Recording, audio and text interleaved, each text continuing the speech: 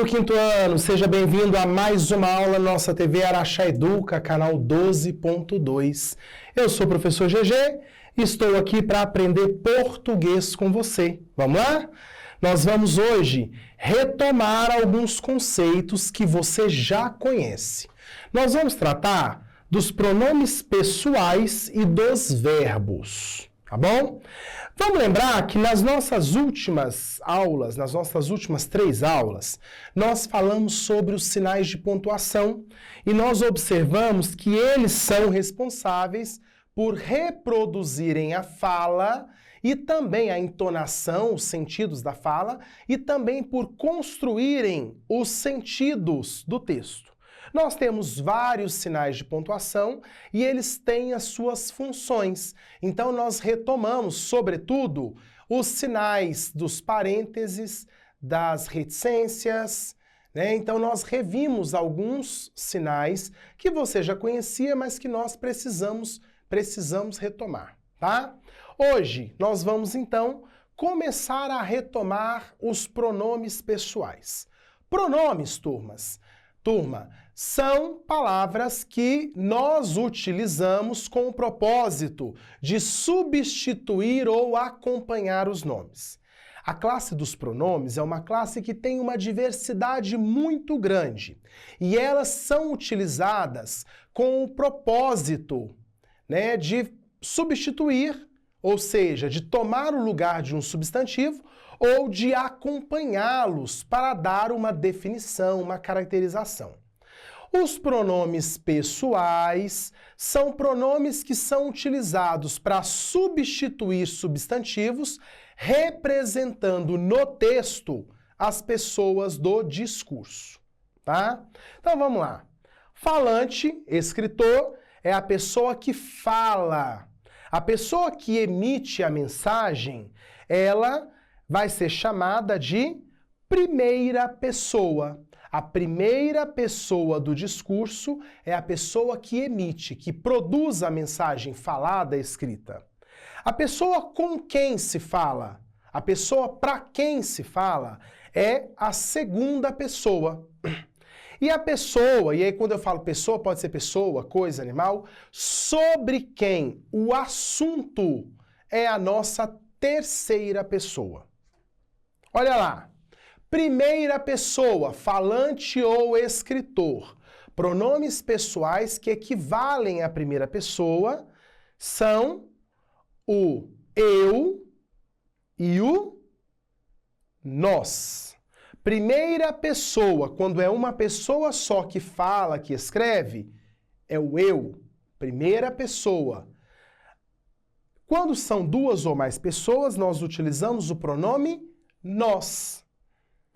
Então, referente ao falante, ao produtor, eu tenho o eu e o nós.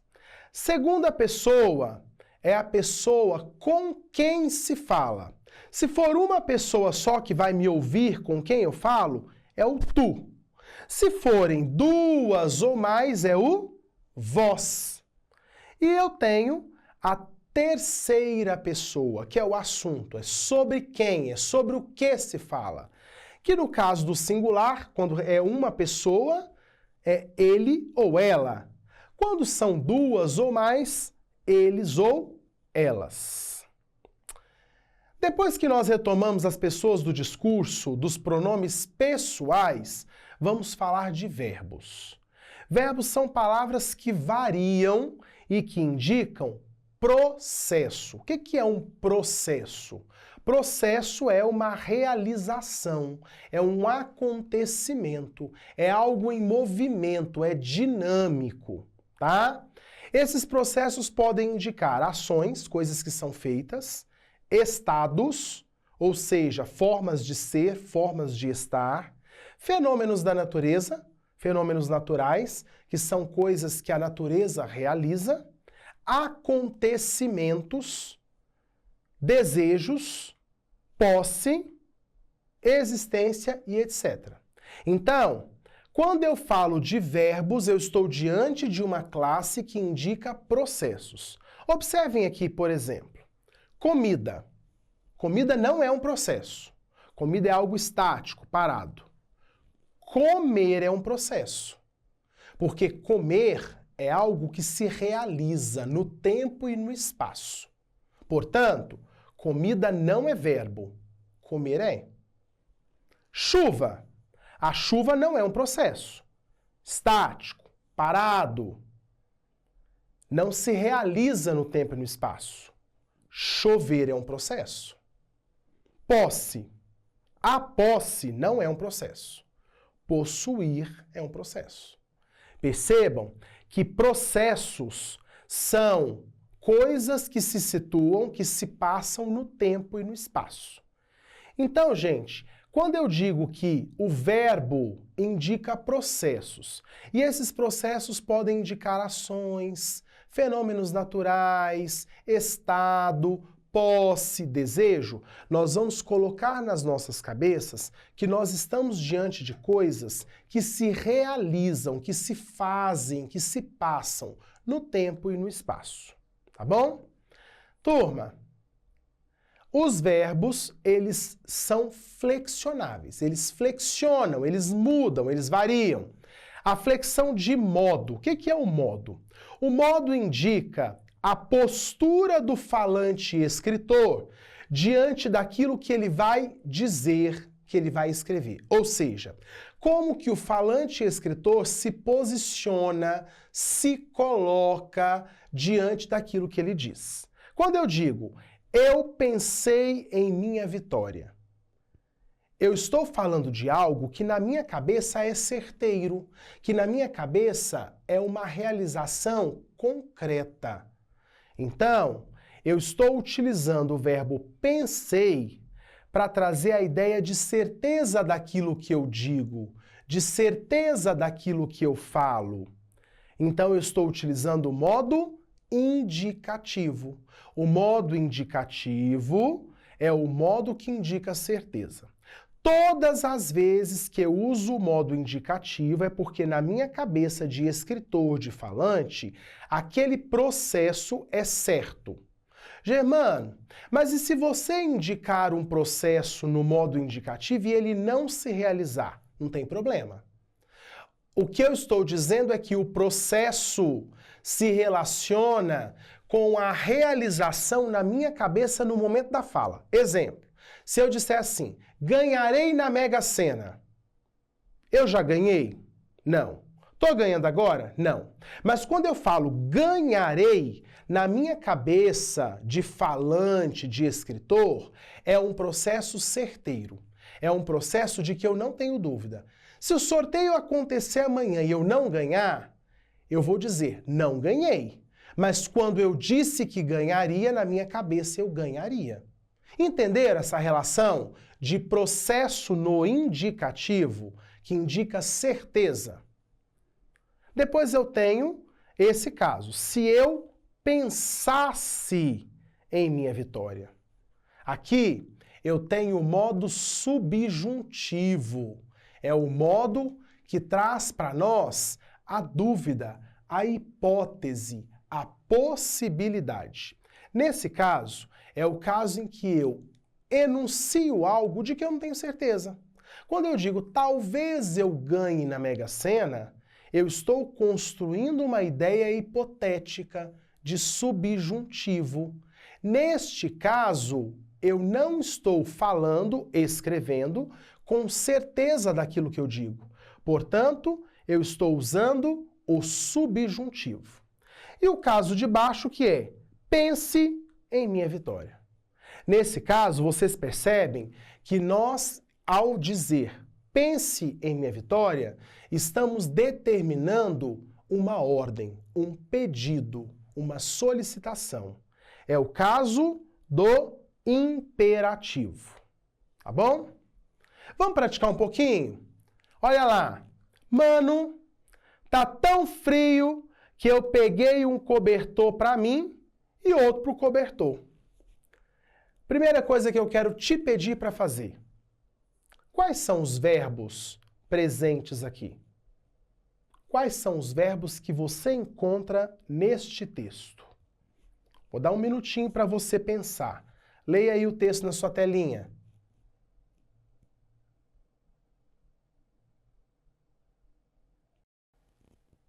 Olha lá.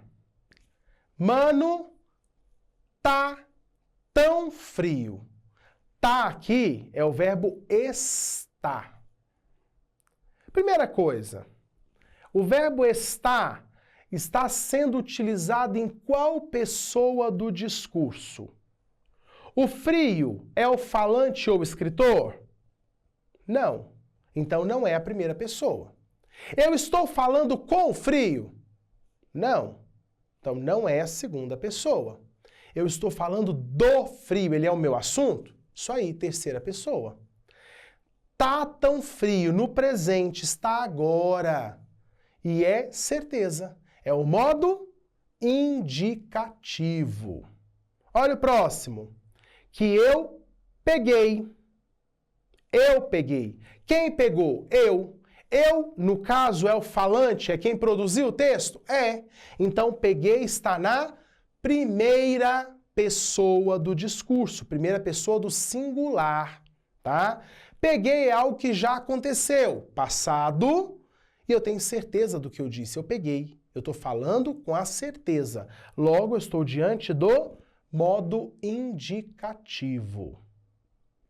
Percebam que esse texto, gente, é um meme. Os memes são textos normalmente mistos, verbo-visuais, em que nós vamos brincar, fazer ironias, fazer zombarias, fazer críticas, reflexões, em que se utilizam fotos, imagens com alguns textos, e estes textos, eles trazem esse pensamento de ironia, de crítica, de brincadeira, tá?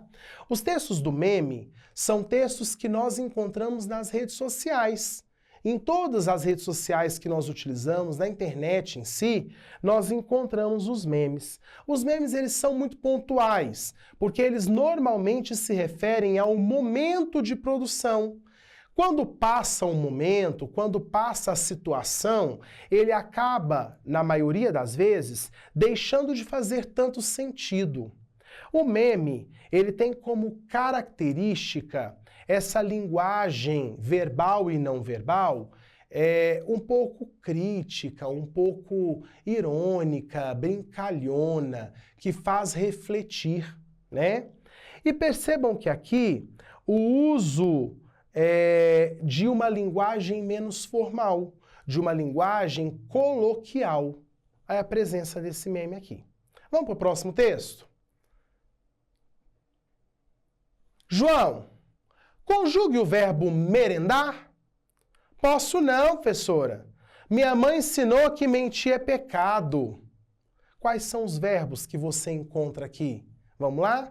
Dá uma olhadinha agora, aí na sua tela, nesse texto, e tentem encontrar para mim os verbos e perceber quais são as pessoas do discurso e também perceber se estamos diante do modo indicativo, subjuntivo ou imperativo. 1 minuto para você, vamos lá?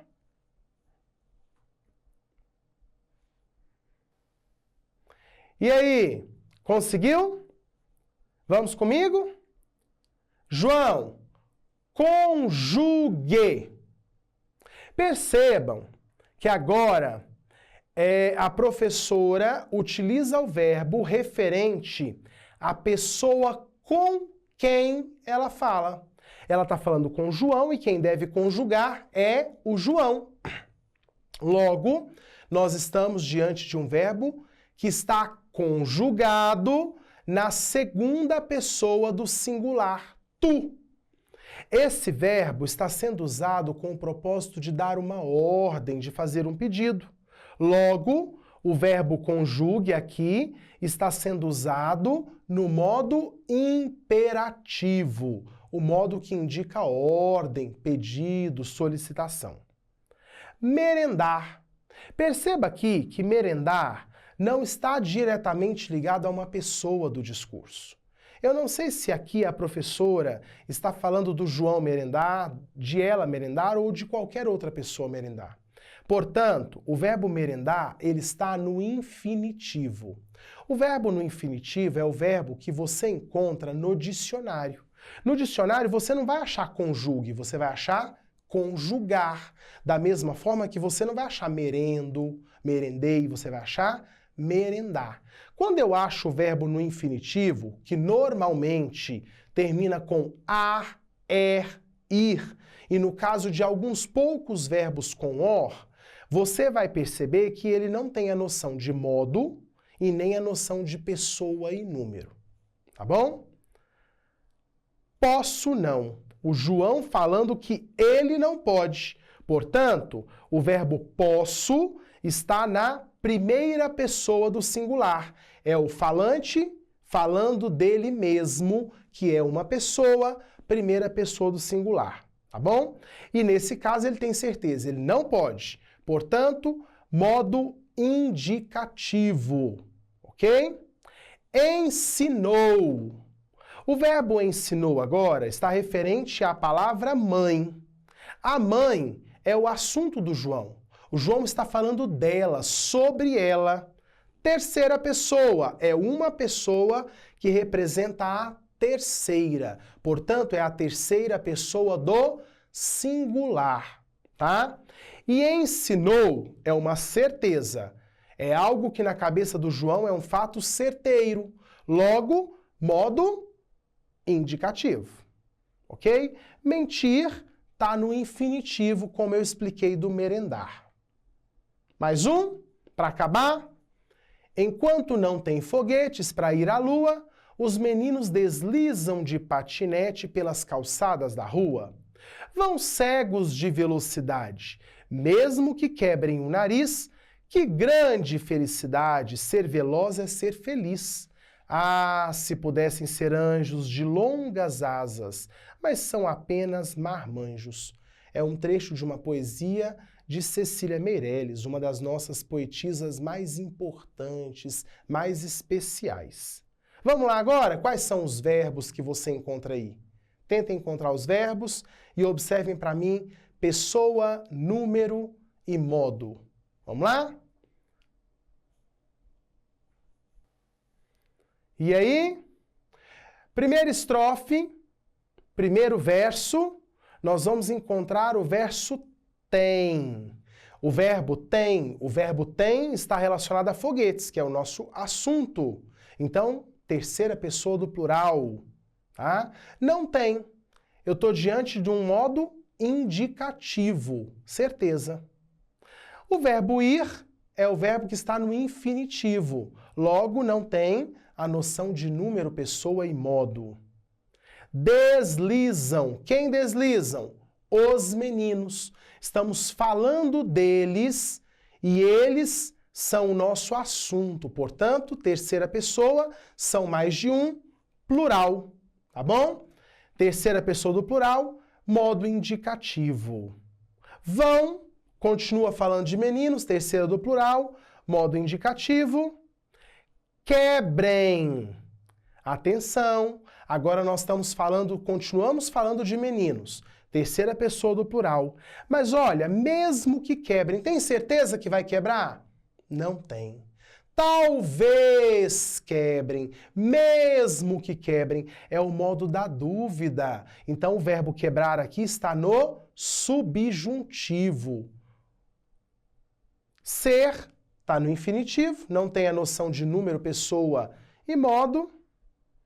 É o verbo que está relacionado com veloz. Veloz é o meu assunto, terceira pessoa, mas agora é uma terceira pessoa no singular. Portanto, o verbo está na terceira pessoa do singular, modo da certeza, modo indicativo. Ser, de novo, infinitivo. Pudessem. Ah, se pudessem.